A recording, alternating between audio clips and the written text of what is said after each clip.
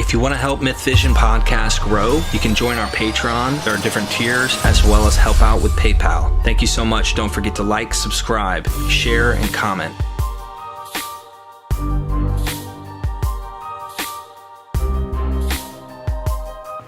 When you say if Peter had the wide influence of Paul and vice versa, you're not getting into why Paul had wide influence. You're just saying, let's assume he didn't have wide influence, that his message did not catch on. Well, if so, then it died out. But according to the reasons for which Jewish Christianity did actually die out, it would have been gone too. Because of how you framed the question. If that message had not been attractive then to Gentiles, that's it. Both of them would be gone probably. Right. I could see to a Gentile audience limitations on wanting to join for circumcision and kosher and all these exclusion type things. But the core monotheism of Judaism is attractive. The idea of being part of a special, group seems attractive to a lot of Gentiles in the ancient world. If I were to say, let me phrase it this way, your opinion, and my opinion would be if side by side, if the way you define Peter's version versus Paul's grace version, which one would probably make it further? I would say Paul's personally, because it would be easily acceptable in light of the Gentiles making up such a large crowd, and I suspect the Jews rejected even a Jesus type of Christianity. They had their own versions of Judaism. They had no need for any type of concepts like what we can find, with Pauline type, if that makes sense. So they rejected it anyway. I mean, why didn't Jews come on and say, "Hey, we're gonna take back what was ours, Jewish Christianity," and you don't really see that. It dies out, like you said. I mean, there's stuff trying to bring it back to life. Oh no, we're gonna be Torah observant and follow Jesus and stuff like that. But well, another thing that made Jewish Christianity incredible to Jews was that Jesus didn't conform to the idea of a Messiah as a deliverer. Nothing happened. So what would be the appeal? Whereas Jesus was understood as a mystery cult deity among Gentiles, an idea they were familiar with. And as I always say, if you're a Gentile, what would be the interest in this great message that the king of some postage stamp country you would never even visit had arrived? And I just... So I don't think, and though what you said about which would be saleable, that's exactly what happened. It had to be attractive. Pauline non-Torah Christianity had to be attractive to Gentiles more than Jewish Christianity that demanded circumcision, if both of them believed in Jesus. But then again, it was more of a blow, I should think, that there was no parousia to Jewish Christians, because without that you're simply Jewish, and these people would have continued on in Judaism. And the God-fearers, they wouldn't have needed Christianity. If they liked monotheism, they could just keep going to synagogue. They could have kept the Jewish Christianity type or a Judaism. I mean, even without Jesus, if they hadn't believed that, they wouldn't really need him, because they already had the answer to assimilation and so forth in being pious Gentiles, quote unquote. They were welcome to attend. I think Dr. Fredrickson makes in her book, Paul the Pagan's Apostle, an interesting note that it was hard. The hard part for the Gentiles wasn't circumcision and kosher, right? Even though there were times where that would come up, but that was like shot down. I'm pretty sure most of them were not going to be interested in something like that. So the hard part about Pauline Christianity, she said, is that Paul's making these Gentiles cut off their other gods. The hard part of saying, listen, you're not, it's just my God, this God, the God I'm presenting you. You're not going back to Attis and Dionysus and all the different gods and Osiris and whatnot. This one true God, because this God is the one that's going to defeat those gods. And so that is the kind of angle she takes. The daemons will be defeated by his god. So I guess the hard part about that is socially how that would work. If you're cutting off the gods you've been worshiping and their household deities for this one god that Paul's presenting, that could be the difficulty, she said. Well, though,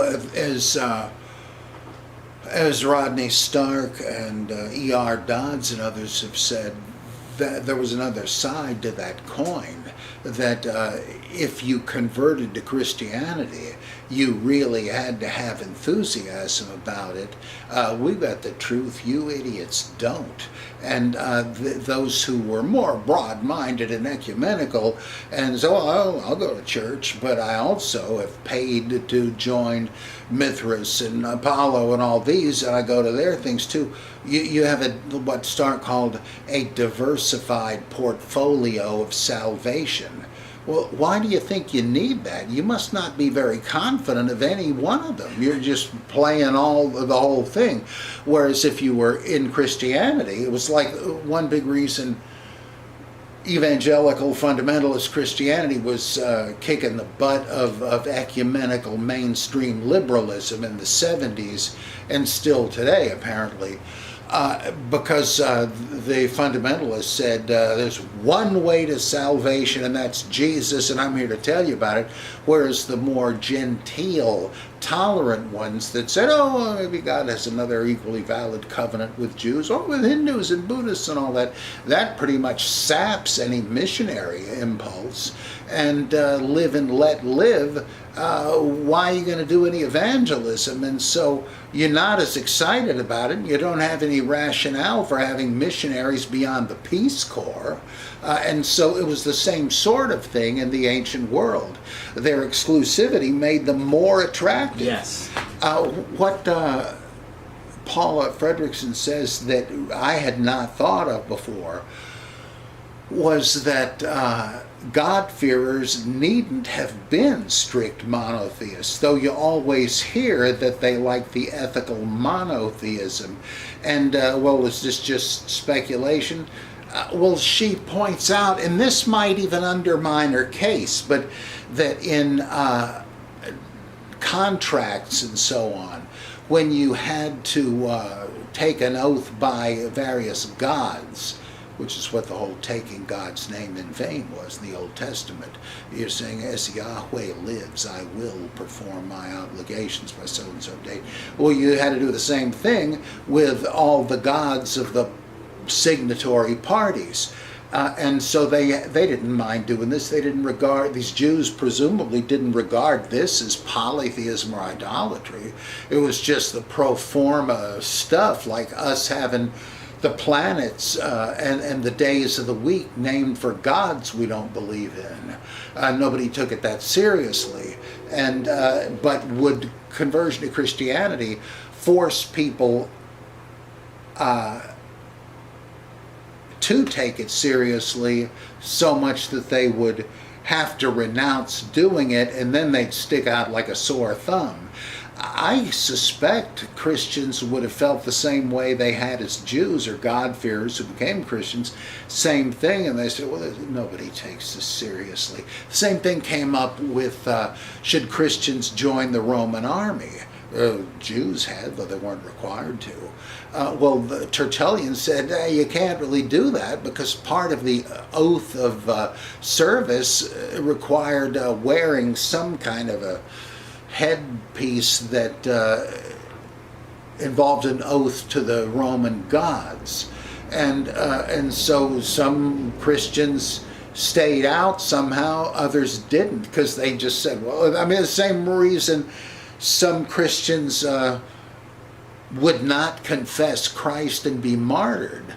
God looks on the heart. He knows I don't believe in these stupid false gods, but why kill myself over saying this. The Gnostics apparently thought that, and that sounds pretty simple to me. It was like in Korea, the Pueblo crew. Give me any confession, I'll sign it.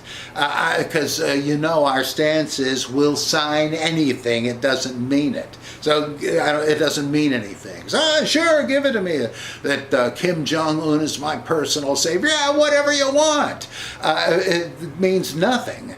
And they ought to know it, and why bother having them do it? But if you insist, what the hell? And so you never know how people thought. Surely a lot of them thought that way. So now she probably makes more of a case than I remember reading her book. But if that's the reason, I don't know. I take like as more powerful evidence this burial sarcophagus of a diaspora Jew, which has the Torah, the menorah, and carved on it, and the wheel of Attis, which is the symbol of his resurrection. What does that tell you? He's got a diversified portfolio of salvation. That's syncretism. But it's really tough without being able to read documents that explain this. Or the thing in 1 Corinthians, 10 or 8 through 10, where we're treated to Paul saying, now what should you do if you're invited to a banquet at an idol's temple to eat the steak that was left over from their offerings? There were too many of them for the priests to keep and eat, so they would sell them cheap in the marketplace, and your host bought some, and now he's invited you as a business dinner or just a friendly dinner. Should you go? And well, what the heck, it's just food. But there are some hyper-scrupulous brethren who are going to see, did you see that so-and-so went to this, I could swear I saw him go into a temple of Dionysus well, I guess that means he's not only worshiping Christ, and I don't have to restrict my worship either. And so, yippee! And that's what Paul is afraid of. What is the problem? That you don't want to make the weaker brother stumble? Well, you're leading him back into henotheism unwittingly.